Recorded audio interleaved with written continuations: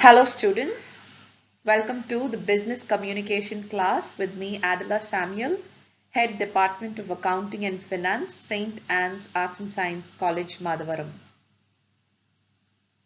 In today's class, the topic that we are going to deal is status enquiry letters.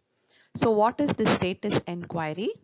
A letter seeking information from a businessman, credit information agencies or banks as regard to financial standing, credit worthiness and the paying habits of new customer is called a status enquiry.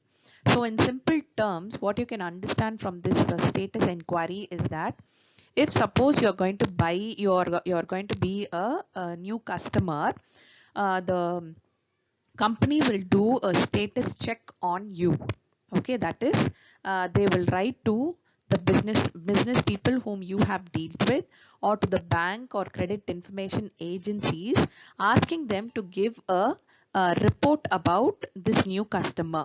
Okay, so they will ask information about financial standing or the credit worthiness or the buying habits of the customer. Then only if the person is a good person, if he is financially strong, he is able to pay the money, if his credit worthiness is good, and if his habit of prepaying his money is good, only then they will go in for dealing with the business with this new customer. Okay, so that is a letter written in order to get information about the status of a person. That is called as a status enquiry letter. So when a status enquiry is made, there is a concept called as trade references. So when they want to inquire about a particular customer, the customer would have given a few names called as the trade references. So whenever an unknown person orders supply of goods on credit terms to apply for an agency or distributorship, he will furnish a trade reference. So he'll give a few names to whom the company can write a status letter and ask those trade references his status. So the trade reference will give an opinion about the customer, telling them about how financially stable he is, or how he'll repay the money, or what is his habit of repaying money. All this will be inquired to the trade reference. So such people are what who are called as the trade references. Now let's see what are the contents of letters seeking status enquiry.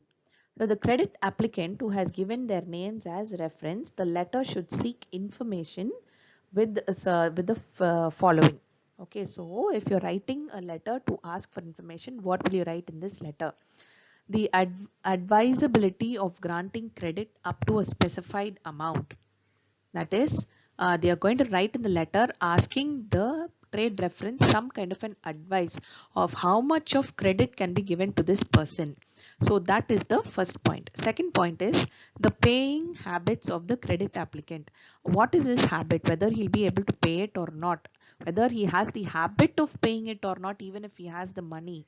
That has to be inquired. And the third thing is his credit worthiness. Credit worthiness means whether he has the ability, financial stability to pay the money or not, or whether he is a person who do not have any money at all and simply is trying to run a business. In that case, his credit worthiness has to be inquired properly before they go in for doing business with him. So these are the three things that they will ask in a status enquiry letter. Then they also say the letter should contain a promise to keep the information in confidence and a promise to help the party addressed on similar occasions. So when you're writing a status enquiry letter, always you should remember to finish the letter saying whatever information we are collecting and the other person is giving should be in confidence. That means it should be kept in secret. Nobody should tell about these status enquiry letters to the actual customer whom they are going to talk about. So both of them will promise to each other that they will not let go of any information to the other person. So that is another thing that has to be taken care of when you're writing a status enquiry letter. The contents of the letter given in the status enquiry. So what are the contents that should be given in the status enquiry? Through a reply to status inquiries, the general financial conduct and character of the party about whose credit standing opinion is sought should be given. If the reply is too vague, no definite opinion can be formed and the status inquiry becomes very useless. So when they are asking you to give a status inquiry letter, general financial conduct and the character of a person of the party whom they are asking about should be given. And if you're going to give a very vague answer, his character is good or his character is satisfactory, such a kind of a explanation is not required, because it becomes very useless for them to deal with. So definite conduct and definite character of the person should be clarified clearly in the status inquiry reply letter. Then the letter should be brief as far as possible, but it should be very clear. Brief means it should be short and sweet, and it should also be very clear. Next is, opinions should be expressed based on personal experience and not on hearsay. That means you should give a, if they are asking you for some opinion about a person, you should give a replies depending on the experience that you have had, and not from an opinion that somebody else has had and you have heard about it. It's not like that. You should give your opinion based on your own personal experiences. Then the amount up to which the credit can be granted should be clarified, should be given specifically, because if you don't give it specifically, it is again going to be of no use. So it is better for a person to say that a credit up to rupees 10 lakh, 10,000 or 10 lakhs or 1 lakh can be given to this particular person because he will repay it. That kind of a reply or a definite answer should be given in the reply letter. And then finally, they also say the period taken by the credit applicant for clearing the bills can also be stated. So how long he will take to clear the bills, those kind of details can also be stated in the enquiry letter.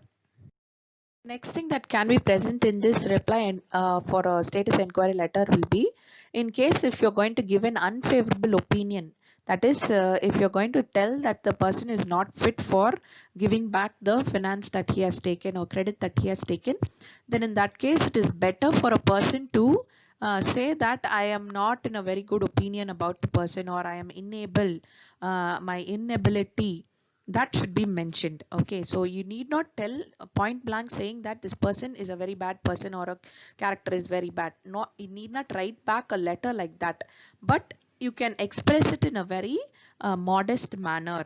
Express it in a manner where you are unable to give such information. That is how you should give an unfavorable letter. Then the letter should make it clear that the firm expressing the opinion is in no way responsible for the information, and that it should not be quoted. So they should make sure that they write saying that nowhere the firm should quote their name and start up a problem. So that has to be clearly stated in the letter. And such a letter should contain a direction that the information given should be treated in utmost confidence.